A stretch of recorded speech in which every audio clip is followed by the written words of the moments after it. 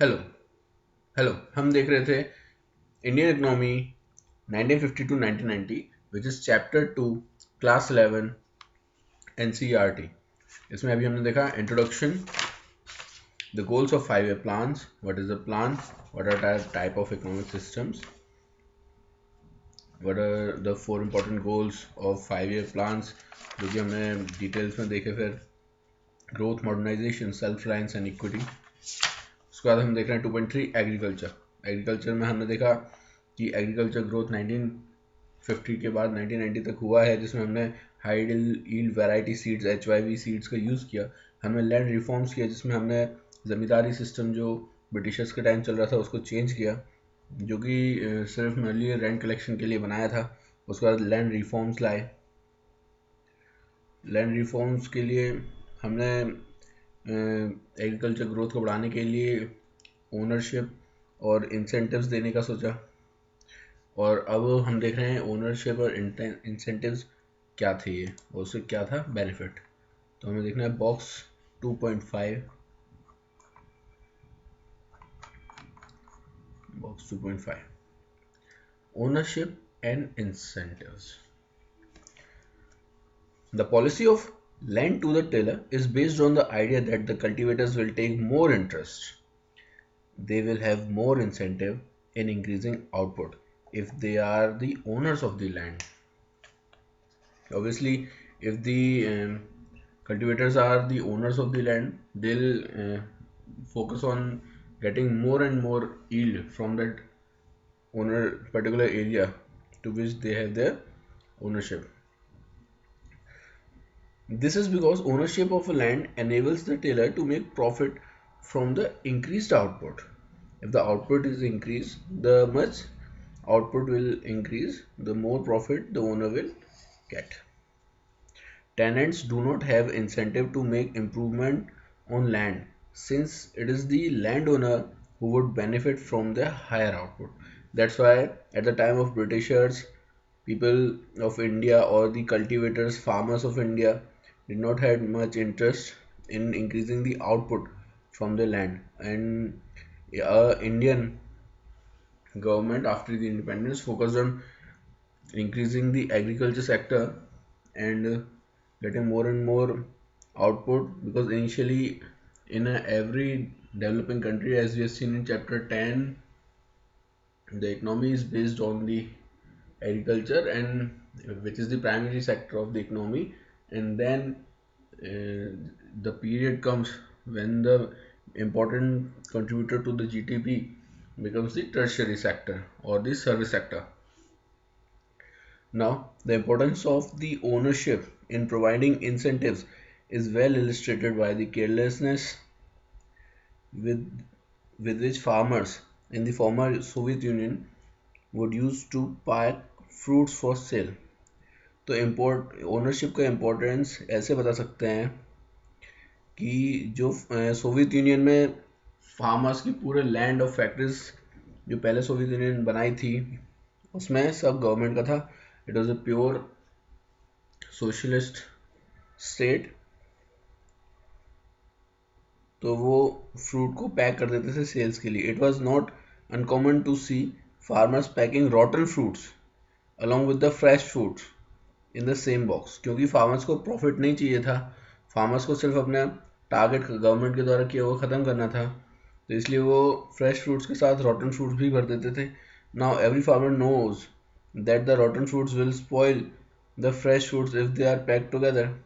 This will be a loss to the farmer since the fruit can not be sold. तो सड़े हुए फल बिकेंगे नहीं, तो सबको पता था कि लॉस होगा, उसके बाद ही वो पैक करते थे। So why did the Soviet farmers do something which would so obviously result in a loss for them? The answer lies the answer lies in the incentives facing the farmer.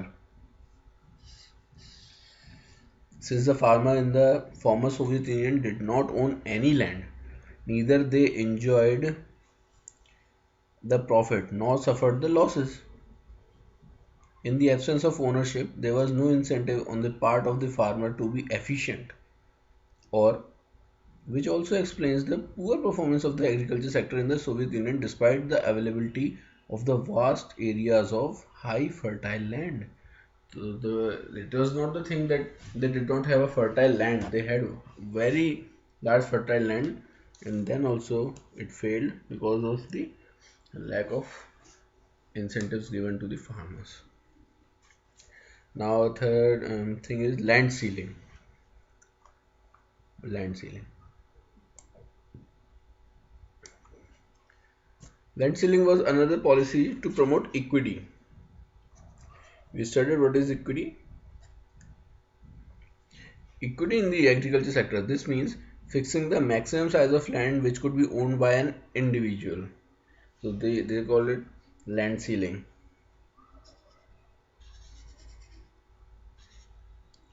The purpose of land ceiling was to reduce the concentration of land ownership in a few hands. If this land ceiling is not being done, then a few people will, uh, with the help of their larger land, they'll keep on increasing and increasing their area and will dominate with the help of many tactics, and all the ownership will get concentrated to a few hands. And to stop that, this land ceiling policy was adopted in India. The purpose of land ceiling was to reduce the concentration of land ownership in few hands. The abolition of intermediaries meant that some 200 lakh tenants came into direct contact with the government. Who were these intermediaries? These were the zamindars. So at the time of Britishers, the zamindars were merely collecting the rent, but they were separating the farmers from the government. They were thus freed from being exploited by the zamindars, as we can see. The ownership conferred on the tenants gave them the incentive to increase output, and this contributed to the growth in the agriculture sector. However, the goal of equity was not fully served by abolition of intermediaries. No, सिर्फ intermediaries जमींदार को हटाने से goal of equity पूरी तरह से achieve नहीं हुई थी. उसके लिए in some areas the former zamindars continued to own large areas of land by making use of some loopholes in the legislation. So every legislation has their loopholes. So in some areas zamindars only became the owners of large lands. There were cases where tenants were evicted and the landowners claimed to be self-cultivators, the actual tillers, claiming the ownership of the land. And even when the tillers got ownership of land, the poorest of the agricultural laborers, such as sharecroppers and landless laborers, did not benefit from the land reforms. So, policy making is highly difficult. Excuse me.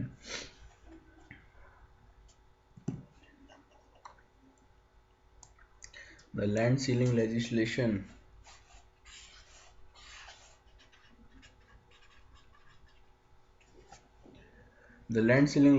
also faced hurdles. What could be the hurdles in the land ceiling legislation? The big landlords challenged the legislation in the courts, delaying its implementation.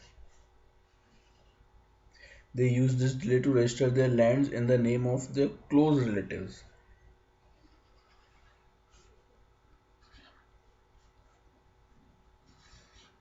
Thereby escaping from the legislation. The legislation also had a lot of loopholes which were exploited by the big landholders to retain their land. तो ये इनने क्या किया कि उसमें कमियां देखी और वो लैंड सीलिंग वाले लेजिस्लेशन में, और उससे लैंड जो बड़े लैंड ओनर थे उन्होंने अपने लैंड को बचाने के लिए कोर्ट में केस लगवा दिए, टाइम डिले करवाया और इतनी देर में अपने रिलेटिवों के नाम पे ज़मीनें ले ली. तो वो एक्चुअल लैंड ओनर वही की वही रहे, और अभी भी ऐसा है पूरे कंट्री में. तो the legislation also had a lot of loopholes which were exploited by the big landholders to retain their land. land reforms were successful in Kerala and West Bengal because these states had governments committed to the policy of land to the tillers. So it is a very nice example कि केरला और waste Bengal में ये land ceiling वाली successful रही थी क्योंकि यहाँ की गवर्नमेंट एकदम डिटरमाइंड थी, बाकी जगह की गवर्नमेंट करप्ट थी. Unfortunately, other states did not have the same level of commitment and vast inequality in land holding continues to this day. आज तक ये ऐसा है कि यहाँ पे लैंड होल्डिंग में इनइक्वालिटी है. बड़े बड़े ज़मींदार हैं, वही एमएलए नेता बन जाते हैं और वो पॉलिसियों को बदलने भी नहीं देते हैं. अब द ग्रीन रेवोल्यूशन, जिसका हमने सबने सुना होगा. ग्रीन रेवोल्यूशन था कि at independence about 75% of the country's population was dependent on agriculture. तो आज़ादी के टाइम पे 75% जनसंख्या खेती पर डिपेंडेंट थी. The productivity in the agriculture sector was very low because of the use of old technology and the absence of required infrastructure for vast majority of farmers. तो जो हमारा प्रोडक्टिविटी थी खेती की वो बहुत कम थी क्योंकि हमारे पास अच्छा इंफ्रास्ट्रक्चर नहीं था, जैसे कैनाल्स नहीं थे, नहरें नहीं थी और अच्छी टेक्नोलॉजी भी नहीं थी. जो हम टेक्नोलॉजी यूज़ कर रहे थे, चाहे वो सीड्स के मामले में हो या फिर वो इक्विपमेंट्स के मामले में हो, थ्रेशिंग करने के, ट्रांसपोर्ट के, वो सब अच्छा नहीं था. इसलिए हमारी प्रोडक्टिविटी बहुत कम थी ओल्ड टेक्नोलॉजी के कारण से और इम्प्रॉपर इंफ्रास्ट्रक्चर के कारण से. India's agriculture widely depends on the monsoon. तो भारत की खेती मॉनसून पर डिपेंड करती थी, कैनाल्स नहीं थे. If the monsoon fail short, the farmer were in trouble unless they had access to the irrigation facilities, which very few had. The stagnation in the agriculture during colonial rule was permanently broken by the Green Revolution. तो colonial rule पे एक stagnation आ गया था, जैसे वो रुक के रह गया था, प्रोडक्टिविटी बढ़ेगी नहीं. लैंड तो हम कम ही बढ़ा सकते हैं, लैंड तो फिक्स्ड है, लेकिन उसमें भी गवर्नमेंट बहुत सारे अनइरिगेटेड लैंड को इरिगेट करके उसे कल्टिवेबल बना देती है. लेकिन कॉलोनियल रूल के टाइम पे लोगों को इंटरेस्ट भी कम था एक्सप्लॉयटेशन के कारण से, तो एक स्टैग्नेशन आ गया था. वो उसको परमानेंटली ब्रेक किया इस ग्रीन रेवोल्यूशन में, जिसमें दो लोगों का नाम बहुत इंपॉर्टेंट है, नॉर्मन बोरलॉग और MS Swaminathan. This refers to the large increase in the population of the food grains resulting from the use of high yield variety seeds. तो अब क्या किया था ग्रीन रेवोल्यूशन में, ऐसा क्या हुआ था कि हमारी प्रोडक्टिविटी इतनी बढ़ गई थी, तो उन्होंने हाई यील्ड वेराइटी सीड्स का यूज़ किया था, specially for the wheat and rice के लिए. उस टाइम व्हीट और राइस, और मेन स्टेपल फूड इंडिया का व्हीट और राइस ही है, तो इसलिए ग्रीन रेवोल्यूशन से कहा. The use of these seeds required the use of fertilizers and the pesticides in the correct quantities as well as the regular supply of water. The application of these inputs in correct proportions is vital. तो ऐसा नहीं है कि सिर्फ HYV seeds use करेंगे तो उससे हमारी प्रोडक्टिविटी बढ़ जाएगी. उसके लिए हमें पानी की सही सप्लाई और टाइम टू टाइम उसमें फर्टिलाइजर्स देना, जितना क्वांटिटी में लग रहा है उतना ही वाटर देना, इन सब चीज़ों से ही वो फुल HYV सीड्स अच्छा आउटपुट दे पाते हैं. The farmers who could benefit from HYV seeds required reliable irrigation facilities as well as financial resources to purchase fertilizers and pesticides. Financial support था ये खरीदने के लिए और इरिगेशन फैसिलिटी चाहिए थी. As a result, in the first phase of Green Revolution, approximately from 1960 to 1970, जो हमारा फर्स्ट फेज था ग्रीन रेवोल्यूशन का 1960 से 1970 के लिए, वहाँ पे the use of HYV seeds was restricted to the more affluent states such as Punjab, Andhra Pradesh and Tamil Nadu. तो उस टाइम पे फर्स्ट फेज में सिर्फ सभी स्टेट्स में HYV सीड्स को अलाउ नहीं किया था, सिर्फ जो ज़्यादा एफ्लुएंट स्टेट्स थे जहाँ पर रिवर्स थी और फार्मिंग अच्छी होती थी, फर्टाइल लैंड थे, जैसे कि पंजाब, आंध्र प्रदेश एंड तमिलनाडु, वहीं पर इन सीड्स को यूज़ को अलाउ किया था. Further the use of HIV seeds primarily benefited the wheat growing region only. The second phase जो आया,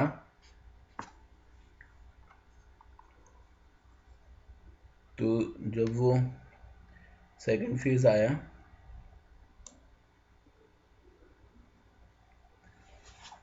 of the Green Revolution, the mid 1970 to mid 1980, the HIV technology spread to a larger number of states and benefited more variety of crops. तो फिर second phase में फिर दूसरे states पे गए और वैरायटी ऑफ क्रॉप्स में वीट और राइस के अलावा भी HIV सीड्स का यूज़ किया, और तब अपनी ग्रीन रेवोल्यूशन को और ज़्यादा बढ़ावा मिला. The spread of green revolution technology enabled India to achieve self sufficiency in food grains. तो सिर्फ ग्रीन रेवोल्यूशन के कारण से इंडिया सेल्फ सफिशिएंट हो पाया फूड ग्रेन पे, वरना इंडिया को कुछ ना कुछ इम्पोर्ट करना ही पड़ता. We no longer had to be at the mercy of America or any other nation for meeting our nation's food requirements. अब हम सच में अमेरिका की मर्जी पर ही थे, क्योंकि अमेरिका ने जैसे पार्थेनियम प्लांट को पूरे सप्लाई कर दिया इंडिया में, जिसको गाजर घास कहते हैं. तो वो बहुत ही मतलब बेकार प्लांट है. उसके पॉलन ग्रेन्स जो उड़ते हैं हवा में, उससे एस्थमा के भी चांसेस होते हैं. वो हर जगह इंडिया में फैल गया है, गाजर घास आपने देखा हो. तो हमको ग्रीन रेवोल्यूशन से ऐसी सब चीज़ों से छुटकारा मिला. Growth of agriculture output is important but it is not enough. If a large portion of this increase is consumed by the farmers themselves, अगर जो वो ग्रोथ हो रही है, अगर उसमें से ज़्यादा फार्मर ही कंज्यूम करेंगे, तो वो फिर अपने लिए पर्याप्त नहीं है. उनको मार्केट तक लाके उसको बेचना पड़ेगा. तो हमें अब फार्मर्स को ये भी इंसेंटिव देने थे कि तुम ये बनाओ और उसे वहाँ पे लाके बेचो. तो जैसे कि आपके पेरेंट्स को आपने सुना होगा कि पहले फार्मर्स 60s 70s 80s के टाइम पे अपने पूरे लैंड पे एग्रीकल्चर करते ही नहीं थे. वो सिर्फ जितना उनको रिक्वायर्ड था उतना करते थे और उसी को कंज्यूम करते थे. तो फार्मर्स को फूड सप्लाई मिल जाती थी, लेकिन उन्हें भी मुश्किल से मिलती थी, और क्योंकि हर टाइप की क्रॉप हर जगह नहीं है, और मार्केट्स में सेल के लिए रेट्स बहुत हाई रहते थे. So the higher output will not make much of a difference to the economy as a whole. इसलिए सिर्फ हायर आउटपुट जरूरी नहीं है. If on the other hand a substantial amount of agriculture produce is sold in the market by the farmers, a higher output can make a difference to the economy. तो अगर एक अपन बड़ा portion जो है वो अगर फार्मर्स मार्केट में लाके बेच देते, तभी इकोनॉमी में कोई फर्क पड़ता. The portion of the agriculture produce which is sold in the market by the farmers is called marketed surplus.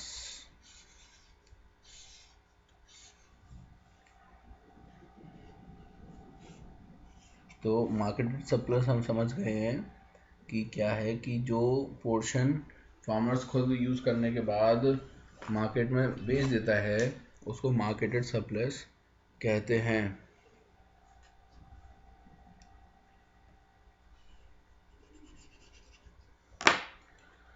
A good portion of the rice and wheat produced during the Green Revolution period available as the marketed surplus. और हमारे Green Revolution की success यही दिखी कि जो rice और wheat hide variety seeds और irrigation से अच्छी फैसिलिटी और फर्टिलाइजर्स की यूज़ से अपने मिला प्रोड्यूस, उसका एक अच्छा पोर्शन मार्केटेड सरप्लस के रूप में आया.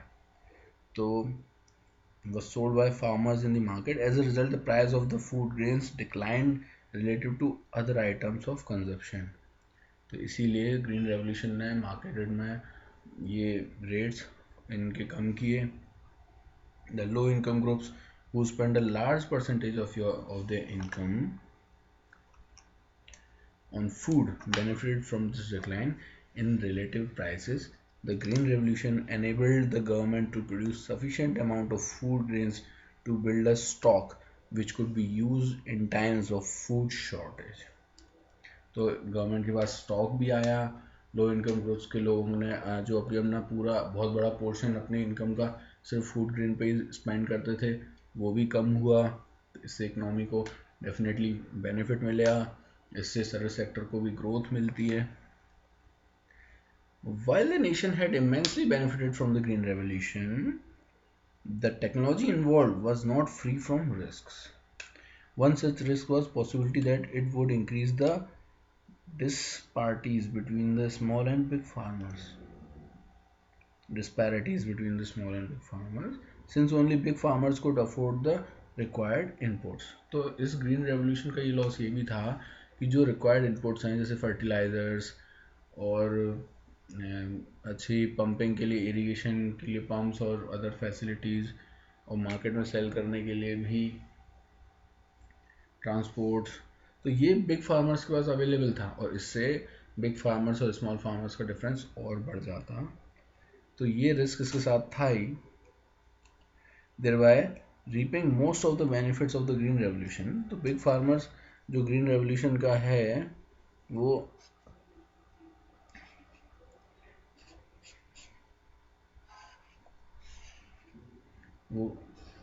बिग फार्मर्स के पास ही जाता है। Moreover HYV crops were also more prone to the attack by pests, ज़्यादा ईल्ड आती है तो उस पर पेस्ट भी ज़्यादा अटैक करते हैं। And the small farmers who adopted this technology could loose everything in a paste attack. जैसे अभी रिसेंटली एक पेस्ट अटैक हमने देखा, तो पेस्ट अटैक पूरी क्रॉप को, फील्ड की ख़त्म कर देता है। और ये दो रिस्क हमारे पास थे, एक बिग लैंड ओनर्स का कि जो फैसिलिटीज़, जो रिक्वायरमेंट्स हैं ग्रीन रेवोल्यूशन के लिए HYV सीड्स की, वो सिर्फ बिग लैंड ओनर्स ही यूज़ कर पाते, और हाई वैरायटी सीड्स पे पेस्ट भी जल्दी अटैक करते हैं, तो इसलिए ये दोनों खतरे हमारे सामने थे। Fortunately these fears did not come true because the steps taken by the government, और गवर्नमेंट ने टाइम टू टाइम ऐसे स्टेप्स लिए कि ये फियर्स ने हमें नहीं सताया। The government provided loans at low interest rate to small farmers and subsidized fertilizers so that small farmers could also have access to the needed inputs. तो government ने सब्सिडीज दी, लोन्स दिए, तो जिससे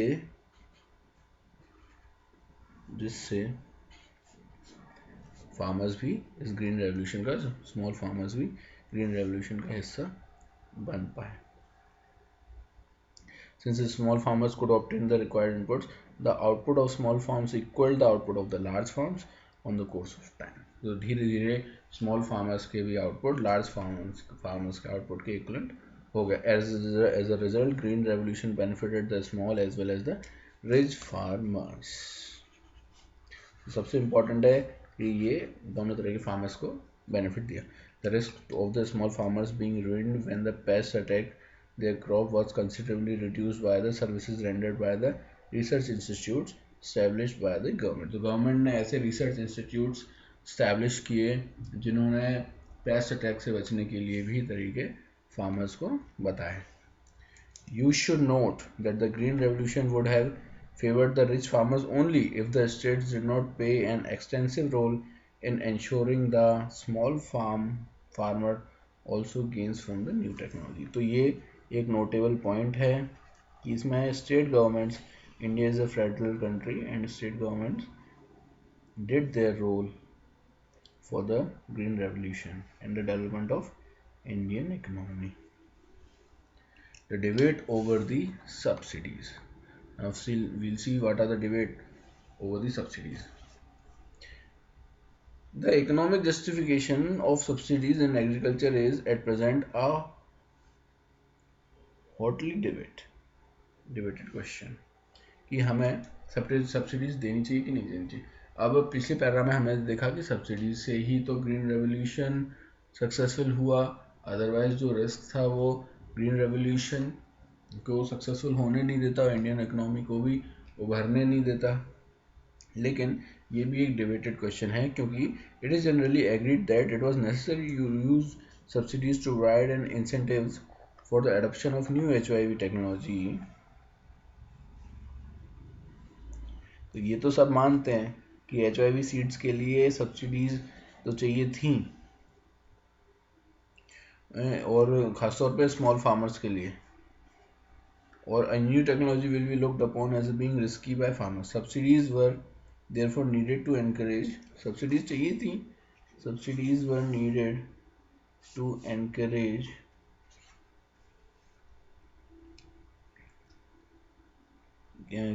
farmers to test new technology. New technology थी तो उसको test भी करना है, यूज़ करना है, तो इसलिए सब्सिडी चाहिए ही थी. सम इकोनॉमिस्ट ये बिलीव करते हैं कि once the technology is found profitable and is widely adopted, subsidies should be phased out since the purpose has been served. तो ये इकोनॉमिस्ट कहते हैं कि पहले दी थी वो तो अच्छा है, लेकिन एक बार लोगों ने देख लिया कि ये टेक्नोलॉजी बेनिफिट की है और इससे बेनिफिट हो रहा है, तो उसके बाद सब्सिडी ख़त्म कर देनी चाहिए, उसको फेज आउट कर देने चाहिए एक बार.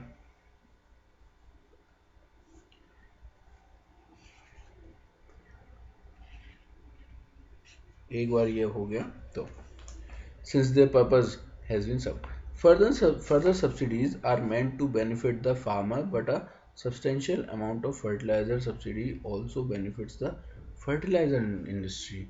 And among farmers, the subsidy largely benefited the farmers in the more prosperous region. Therefore, it is argued that there is no case of continuing with the fertilizer subsidies. It does not benefit the target group. इससे तो अमीर लोग ही अमीर हो रहे हैं, क्योंकि इससे फर्टिलाइज़र कंपनीज वाले अमीर हो रहे हैं और सब्सिडीज देने से, और जो प्रॉस्परस रीजन है वो अमीर हो रहा है. तो इसीलिए अब इसको कंटिन्यू करने की कोई ज़रूरत नहीं है. It does not benefit the target group and it is a huge burden on the governments finance. तो अब हम देखेंगे प्राइस एज सिग्नल्स, बॉक्स 2.6. इसमें आप ये देखेंगे कि गवर्नमेंट के ऊपर बर्डन कैसे आता है सब्सिडीज से.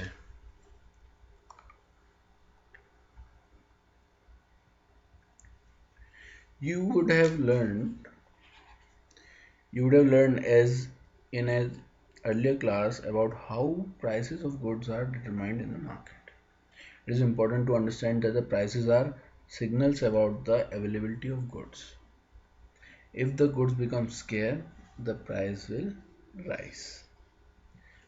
And those who use this good will have the incentive to make efficient decisions about its use based on the price. If the price of water goes up because of lower supply, people will have the incentive to use it with greater care. For example, they may stop watering the garden to conserve water. We complain whenever the price of petrol increases and blame it on the government, but the increase in petrol price reflects the greater scarcity, and the price rise is a signal that less petrol is available. This provides the incentive to use less petrol or look for alternate fuels. So Tesla's electric cars are soaring this year, and he did become richest person yesterday. Today again Jeff Bezos gained his richest person title. तो ये है कि जहाँ scarcity होगी तो वहाँ price rise होंगी. Some economists point out that the subsidies do not allow prices to indicate the supply of goods. तो ये सबसे इम्पोर्टेंट है, जो इकोनॉमिस्ट सही कहते हैं कि अगर सब्सिडीज हम देंगे तो जो गुड्स की सप्लाई है वो कम है या ज़्यादा है ये हमें पता नहीं चलेगी. When electricity and water are provided at the subsidized rate for or free, they will be used wastefully without any concern for their scarcity. Farmers will cut. तो अगर बिजली पानी फ्री देंगे तो उसमें जो फार्मर्स का ज़्यादा एक्सेस है वो उसको एक्सेस वेस्ट भी करेंगे, उसको वेस्ट करेंगे तो स्कैर्सिटी का और प्राइस का कुछ पता ही नहीं चलेगा और गवर्नमेंट को लॉस होती जाएगा और एज अ होल पूरी सोसाइटी को लॉस होगा. Farmers will cultivate water intensive crops if water is supplied free. अब वो तो ड्राई रीजन में भी राइस कल्टीवेशन करना शुरू कर देंगे, जैसे मोरेना डिस्ट्रिक्ट मध्य प्रदेश में करते हैं, बोरवेल से राइस क्रॉपिंग करते हैं. Although the water resources in that region may be scarce, and such crops will further deplete at the already scarce resources. If water is priced to reflect scarcity, farmers will cultivate crops suitable to the region. और क्या, तो अगर pricing करेंगे तो farmers जो reason पे जैसी crop suitable है वैसे ही उगाएंगे. Fertilizers and pesticide subsidies result in overuse of resources which can be harmful to the environment. ज़्यादा fertilizers और pesticides अगर यूज़ करेंगे तो उससे भी environment को और human health को भी नुकसान होता है. Subsidies provide an incentive for wasteful use of the resources. तो जब फ्री मिलता है तो लोग उसको वेस्ट करने लगते हैं. Think about subsidies in terms of incentives and ask yourself whether it is the wise from the economic viewpoint to provide free electricity to farmers. हाँ, लेकिन free electricity to farmers is important because there are very small farmers with a very small land ownership, and without free electricity they will not survive, and because of that government has to provide a bit amount of relaxation in their electricity and pesticide. Now, here, on the other hand, some believe that government should what? Let's see again. So here are some economists. It is argued that therefore in no case the continuing with subsidies should be continuing in the fertilizers. It does not benefit the target group and it is a huge burden on the government.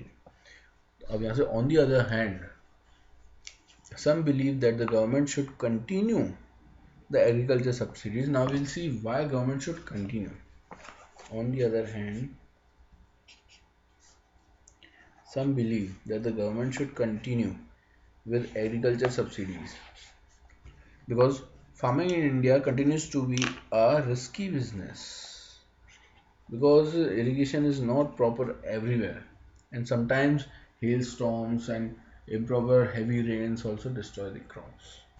Not only the scarcity of water but excess water also destroy the crops. Most farmers are very poor and they will not be able to afford the required inputs without subsidies. Eliminating subsidies will increase the inequality between the rich and poor farmers. This is the main reason. When we'll eliminate the subsidy, the rich farmers will become rich because they are capable of getting all the facilities with them, and poor farmers become will get a lot of burden, and eventually big farmers will grab their land with the help of a lot of loopholes in our economic system. Violate the goal of equity. So now equity is our goal. We had goals, as you remember: modernization, equity, the goal of our planning. They were growth, modernization, self-reliance, and equity. So equity is a goal, and that is why subsidies to the farmers should be given. The experts argue that if subsidies are largely benefiting the fertilizer industry and big farmers, the correct policy is not to abolish subsidies but to take steps to ensure that only the poor farmers enjoy the benefits. But in a country like India, where there is a lot of corruption, finding the actual poor people and giving them facilities is highly difficult, and that is why government is not able to practice this in real terms. But theoretically, the subsidy should be given only to those poor farmers who would not survive without these subsidies. Thus, by late 1960s, Indian agriculture productivity had increased sufficiently to enable the country to be self-sufficient, which is also a goal. 4 goals of our plan: self-sufficiency, modernization, equity, and growth.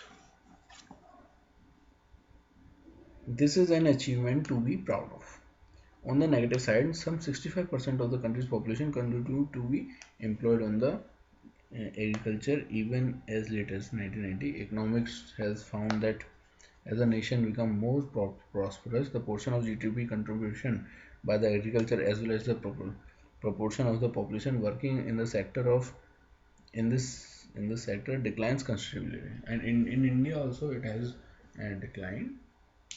In India between 1950 to 1990, the portion of GDP contributed by the agriculture declined significantly,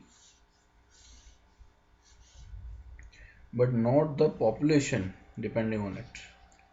So this is something very serious that we needed to see, that the people are, when the GDP contribution is changing, then why the population depending on the agriculture is not changing? Maybe because the employment were very scarce in the service sector, and government should focus on that. Why was such large portion of the population engaged in agriculture? Because of hidden unemployment. Inputs could have grown much less people working in the sector. So the answer is that the industrial sector and the service sector did not absorb the people working in the agriculture sector. Many economists call this an important failure of our policy during 1950 to 1990. So this is very important.